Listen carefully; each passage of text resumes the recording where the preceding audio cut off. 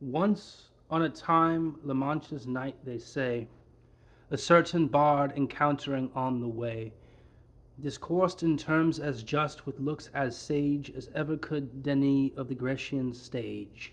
Concluding all were desperate sots and fools who durst depart from Aristotle's rules, our author, happy in a judge so nice, produced his play and begged the knight's advice. Made him observe the subject and the plot, the manners, passions, unities, what not. All which exact to rule were brought about, were but a combat in the lists left out. What! Leave the combat out? Exclaims the knight. Yes, or we must renounce the Stagirite. Not so, by heaven, he answers in a rage. Knights, squires, and steeds must enter on the stage. So vast a throng the stage can never contain, then build anew or act it in a plain. Thus critics of less judgment than caprice, curious, not knowing, not exact, but nice, form short ideas and offend in arts, as most in manners by a love to parts. Some to conceit alone their taste confine, and glittering thoughts struck out at every line. Pleased with a work where's nothing's just or fit, one glaring chaos in wild heap of wit. Poets, like painters, thus unskilled to trace the naked nature and the living grace. With gold and jewels cover every part, and hide with ornaments their want of art. True wit is nature to advantage dressed, what oft was thought but never so well expressed. Something whose truth convinced at sight we find, that gives us back the image of our mind. As shades more sweetly recommend the light, so modest plainness sets off sprightly white. For works may have more wit than does them good, as bodies perish through excess of blood. Others for language all their care express, and value books as women men for dress.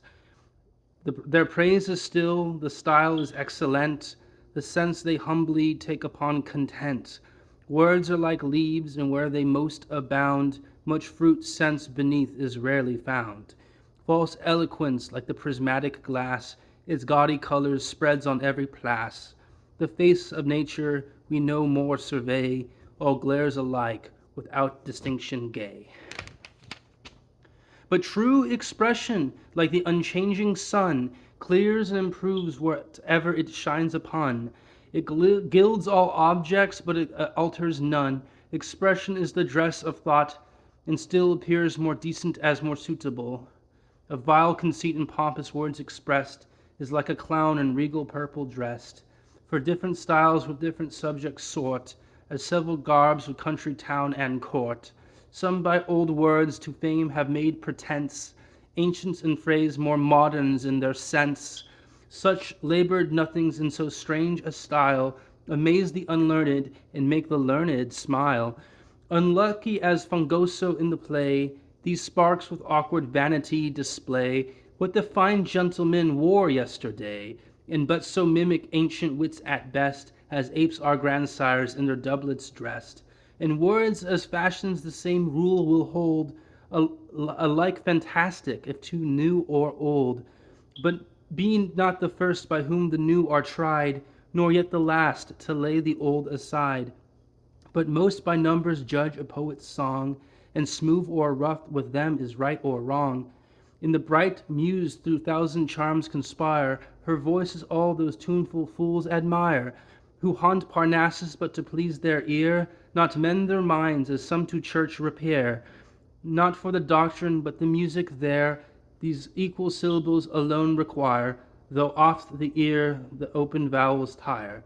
While expletives their feeble aid do join, and 10 low words oft creep in one dull line. While they ring round the same unvaried chimes, with sure returns of still unexpected rhymes. Wherever you find the cooling western breeze, in the next line it whispers through the trees. If crystal streams with pleasing murmurs creep, the reader's threatened not in vain with sleep. Then at the last and only couplet fraught with some unmeaning thing they call a thought. A needless Alexandrine ends the song, that like a wounded snake drags its slow length along. Leave such to tune their old dull rhymes, and know what's roundly smooth or languishedly slow, and praise the easy vigor of a line where Denham's strength and Waller's sweetness join.